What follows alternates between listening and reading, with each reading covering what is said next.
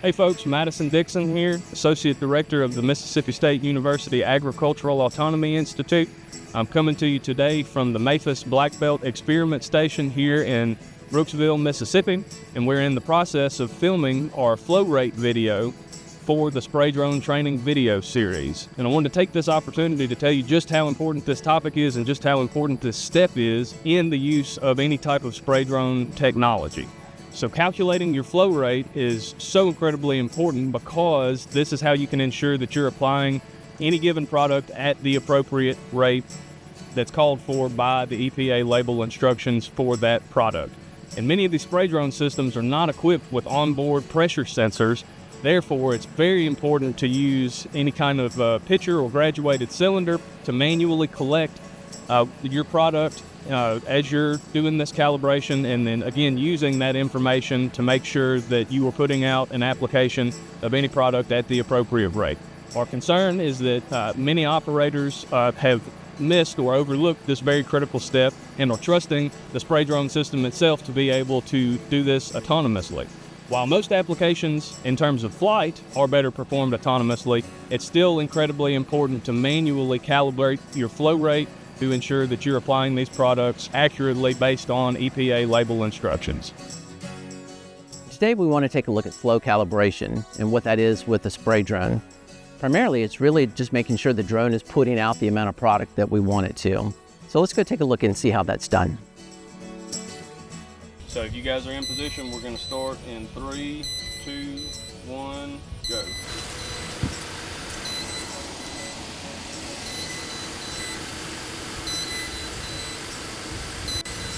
Stopping in 5, 4, 3, 2, 1, stop.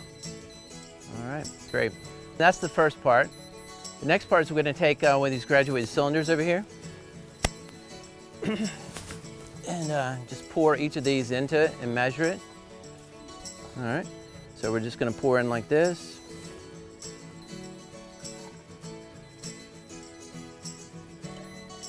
Great. All right, so we have about, I'll go down like this. We have 190 milliliters.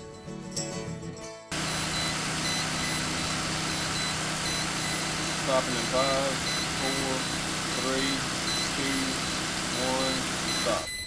All right, great. All right, so we'll come over here, Caleb. I'll set it like that. Pour in.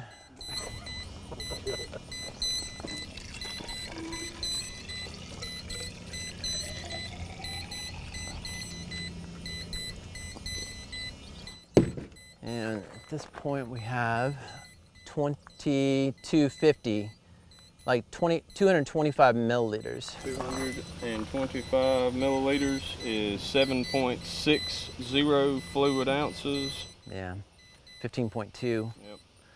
So we need to come on up a little bit more. Maybe take it to 70%. We are starting in 3, 2, 1, go.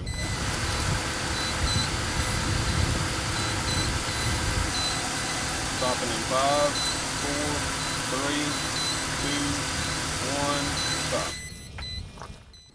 And pour this in here.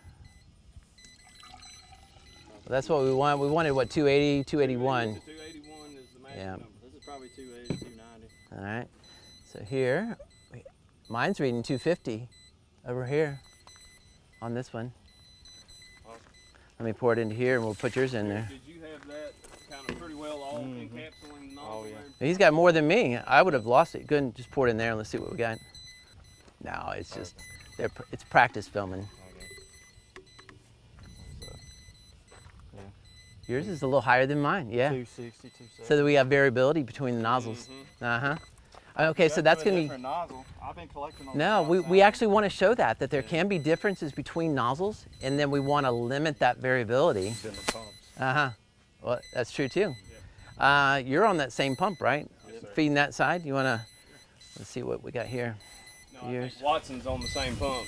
James would have been on the same pump. Oh, it feeds that side. One feeds that side. One feeds this. Yes, sir. Yeah. 250, same as me. It could be the pumps. And we're starting in 3, 2, 1, go. Stopping in 5, 4, 3, 2, 1, stop. And I'm reading about 250 milliliters on this one. 250 here. Let's go ahead and see what you have, Watson.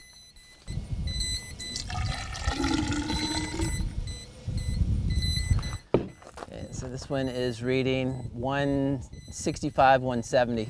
Wow, Yeah, that's low. really low. Both of these nozzles. All right, let's see what you got. Maybe the diaphragm's got a problem. I think so, because he's reading high and Watson's reading super low. This one we're reading 250, same as me. That's good. Same. And then Jared, let's take a look at yours. Another 280 probably. Yep. And this is off of the same. I wonder if it's designed like that, since it's gonna be leaning forward, or it goes back. All right, see what we see on this one is about 275. Yeah, so those are consistently high. Pulled off of this one. All right. It looks kind of low.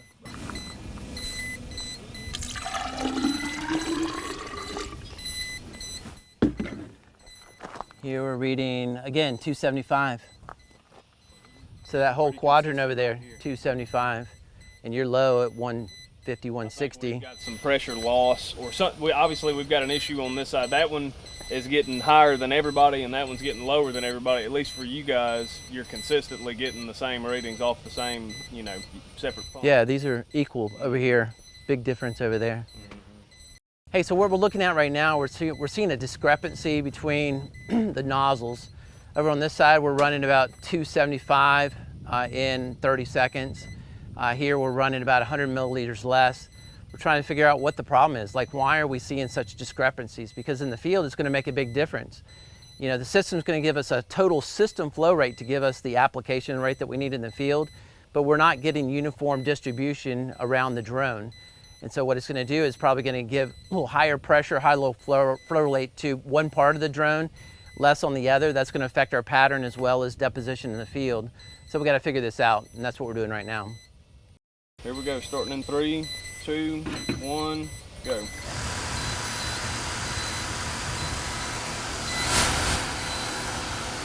Let's see, it looks different. Okay. Stopping in 5, 4, 3, 2, 1, stop.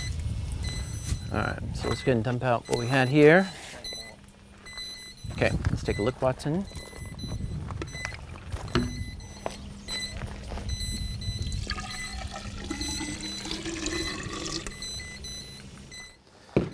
All right, so okay, so we're a little higher on this one. We're at 265 on this one for that set. So it's higher than for this one.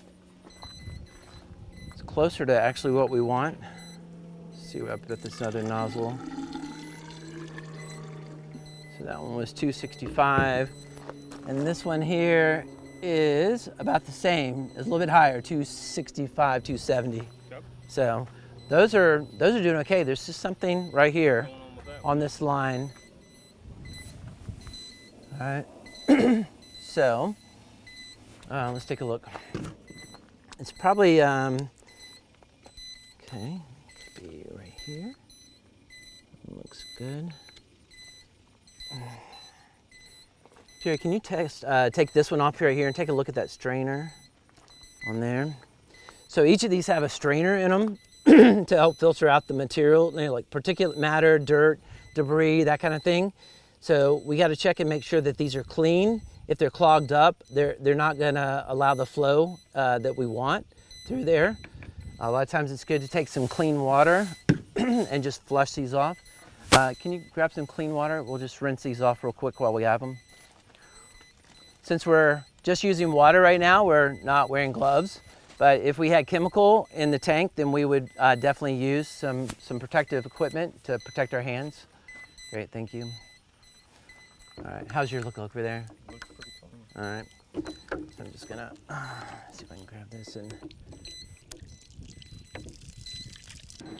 So the nozzle goes down first, and you have a rubber gasket that goes in here, and then the strainer goes up inside just like this. The other thing that you want to do is you want to take and make sure, since these are flat fan nozzles, you look at the forward and the aft portion of the drone, and you want the fan angle to be perpendicular to the flight path. And so on these, yeah, this is pretty close, but I need to rotate it just a few degrees to get it so it's spraying directly across like that. We'll do the same thing for you, Jared, on your side. But make sure that those fans are going straight across, perpendicular to the flight path of the drone. So let's test these again if we can. All right, here you go, Watson. If you want to put one under, let's do this one right here and one right there, Jared. So we're going to test this again. Madison, whenever you're ready. All right, starting in 3, 2, 1, go.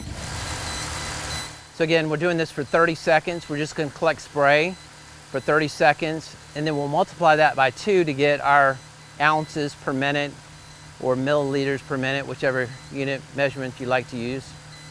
And we're looking for this one, we're looking for 19 ounces per minute, which is equivalent to 0.15 gallons per minute, which would be our flow rate at 40 PSI. That's since none of these drones have pressure regulators, or, well, they have flow rate meters on there, but they don't have any pressure gauges. The only thing we can do is really look at a reference flow rate. And if we get it to 0.15 gallons per minute, we know we're at 40 PSI or thereabouts. All right, so let's take a look at this. So this one, we are still at 150 milliliters. So it's not the strainer. It's something else in the system that we need to figure out. Let's take those nozzle tips right there that we had 265 coming out of and switch them with these. Let's see if it's the tips that are causing some of the problems that we have. There, let me put this one on here. Again, we'll make sure the orientation of that tip is correct, which looks good there. Great. Okay, looks good. Let me put a strainer in here. Switch this out. All right, so this whole process is just called troubleshooting. Oh, here we go. We're over here. We're just trying to figure out what's causing the difference in the flow rate between nozzles. Again, I want to get this a little bit perpendicular to the flight path, and we'll switch these out. So now what we're trying to do is we switch the nozzle tips from the high flow rate section to the low flow rate section. We're going to try to see if it's just the nozzle tips that are the problem on this. So Madison, let's run another 30 seconds. All right, starting in 3, 2, 1, go. Stopping in 5, 4, 3, 2, 1, stop. All right, see if we got any difference here. And no, as you can see, we're still at 150 milliliters on this, even though we switched out the nozzle tips. So on Watson's, we're at 150. Let's see what we have here for Jared's. And the jug feels a little light, Jared, so wouldn't surprise me if we're about that same on here. Yes, 150. So it's not the nozzle tips, it's not the strainers, it's something else. Now if we look at this, these sections right here, we didn't have any problems with these, right? Right. But we have problems with this, and they share a line that comes out of the pump over here. It has a Y that splits right in here. It's a push to connect kind of fitting, 8 millimeter, close to a 1/4 inch, not exactly the same, but really close. And then the line comes in here. So there's a difference between this and that, something going on. So what we see on here that looks a little different than the others is it looks like it may be a little pinched right here. This tubing looks like it may be restricted right here as it goes into this fitting. So we're going to take this apart and we're going to take a look at it and see if that's the problem. First we do this push to connect. We release this right here. We take this little clamp, we push that together, and then we just spin this off. We pull it out. And if you look at that, look how that's pinched. That's going to restrict our flow, and that's the problem that we're seeing right here. So what we're going to do is we're going to cut another piece of line, put this in, and retest. What we just did is we replaced that tubing that we saw was kinked, and we're going to retest. Madison, whenever you're ready. Starting in 3, 2, 1, go. Stopping in 5, 4, 3, 2, 1, stop. All right, Watson, let's see what you got there. All right, so much better. We are close to 250 milliliters on that now. Excellent. Yep, and so that matches pretty close to what you have over there. A little bit different, but much closer than 150. Was this yours, Jared, right here? And this was on that second nozzle as part of that set? Okay. So the twin nozzle over here is also at 250. So we're in good shape with these. These are both at 250, which matches what we were getting over here. So the next thing we want to do is we wanted to get up to 280 milliliters in 30 seconds. That gives us 19 ounces, which is equivalent to the 0.15 gallons per minute that these nozzles are flow rated for at 40 PSI. All right, Madison, let's go ahead and take it on up. We're at 75, let's go to 85 and see if we can get what we want. Watson, here you go. And Jared, let's go back to the quadrants with you doing that one over there. Watson, you here. James, you there. So what we're going to do on this now is we're trying to get that higher flow rate so that we know that we have 40 PSI coming out of these nozzles. So we're shooting for 280 milliliters in 30 seconds. Madison, whenever you're ready. Starting in 3, 2, 1, go.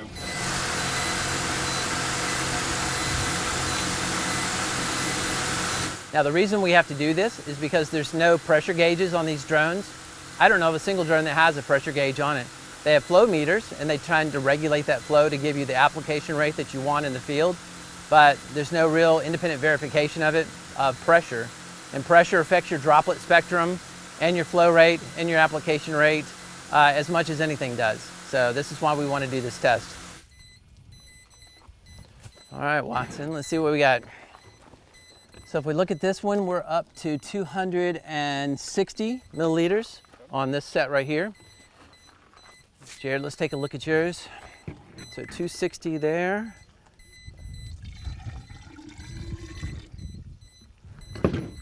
And we're at, again, 260 for Jared, so that's a good match.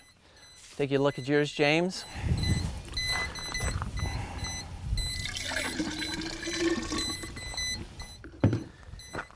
James has 260 on his, which looks great. And then mine is this one here, the back left quadrant.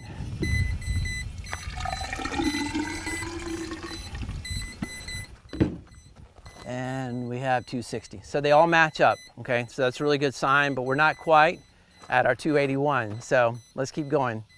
All right. We were at 85%. All right, let's take on out. Let's do 100%. 100% Yep. pump power. Yep. All right, let's do that again. Watson, here's yours. This should be our last one because that's all we got. So what we're trying to do now is we're trying to get up to our 0.15 gallons per minute as these nozzles are flow rated at 40 PSI. So we're doing a test now with 100% pump power. Madison, whenever you're ready. Starting in 3, 2, 1, go. I can feel the difference. I see a little bit of leak right there where Watson is. Oh, we got a hose broke. All right, this is a good test. So this shows where the weaknesses are in the system. We had a little leak right there where Watson was, and this hose blew off over here. So we're gonna fix those and try that again. So we just had a blowout on this line right here when we put it under full pressure. So we went ahead and cut off that last little ½ inch or so that was a little bit compressed. And then what we're gonna do is go ahead and put it back in. These are push to connect fittings. And so you just push them in, line it up, push it in like this. And then you wanna test, you just pull on it a little bit. Once you put it in there, if you can pull it out, it's still not right. So there's a problem here. See, I can just pull that right out. So we're gonna have to do something different with that. We're either gonna have to replace this coupling or see if we can trim off some more, but we already trimmed off pretty good, so we'll have to figure that out and make sure that's nice and tight. So what we saw here is that this connection was impinged, and what was happening is when this collar is tightened down to secure this arm, it was pushing in on this push to connect fitting and not allowing it to snug it up like it needed to at the high pressure. We didn't even notice it at the low pressure, it's just when we went to 100%. So what we're gonna do is we're gonna release this collar here. We're gonna loosen this connection right here for this coupler.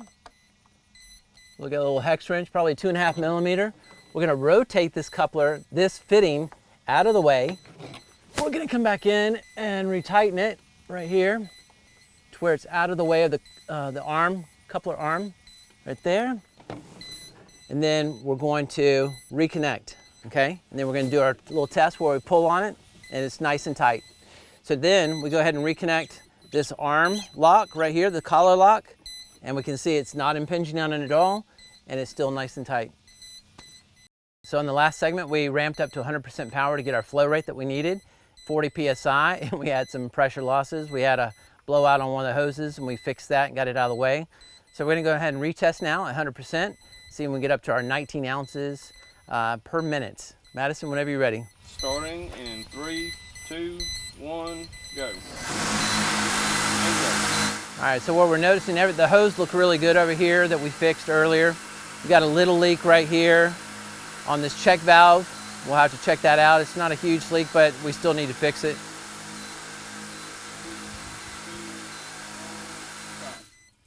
All right, so Watson, let's take a look at yours first.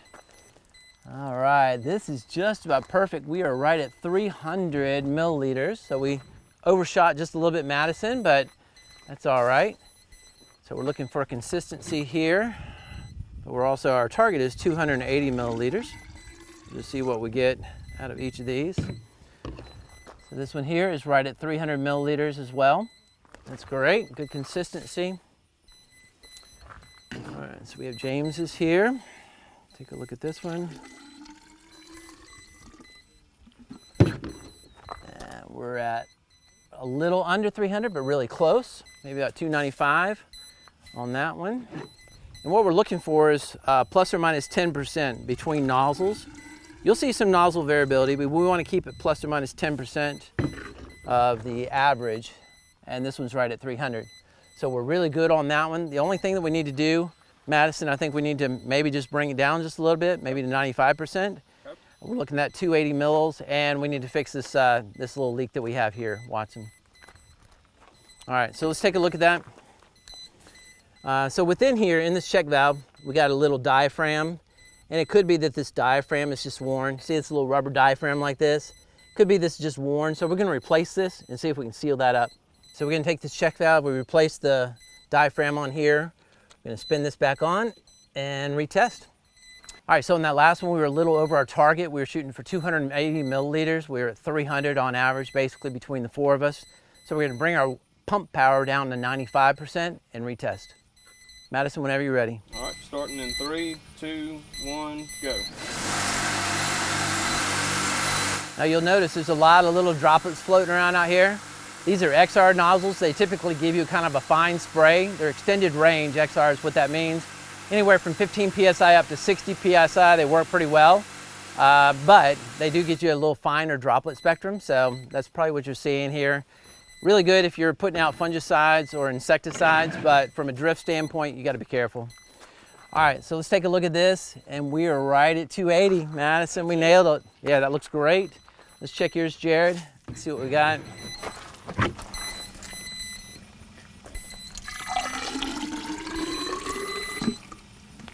We're just confirming that each of these nozzle sets is approximately the same. Yep, we're at 290 right here. That still looks good. Let's take a look at James's.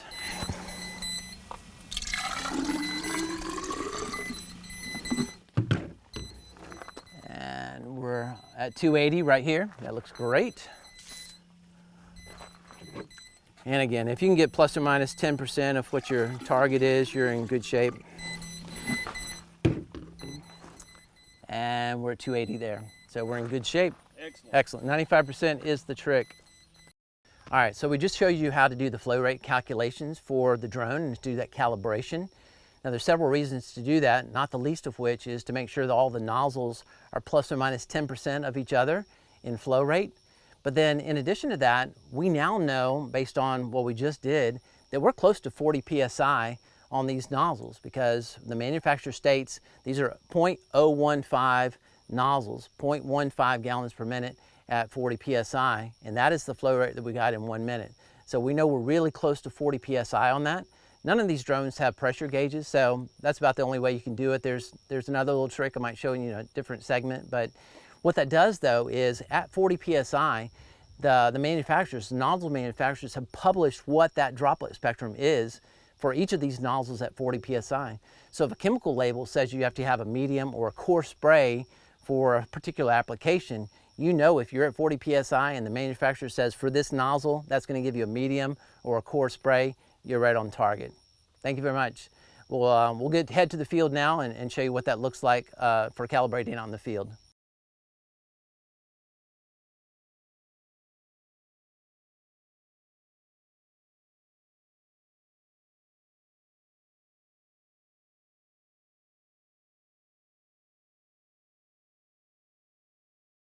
Well, thank you for watching. We hope you found this video helpful and informative as part of our spray drone training video series. My name is Madison Dixon, and I'm the Associate Director of the Mississippi State University Agricultural Autonomy Institute.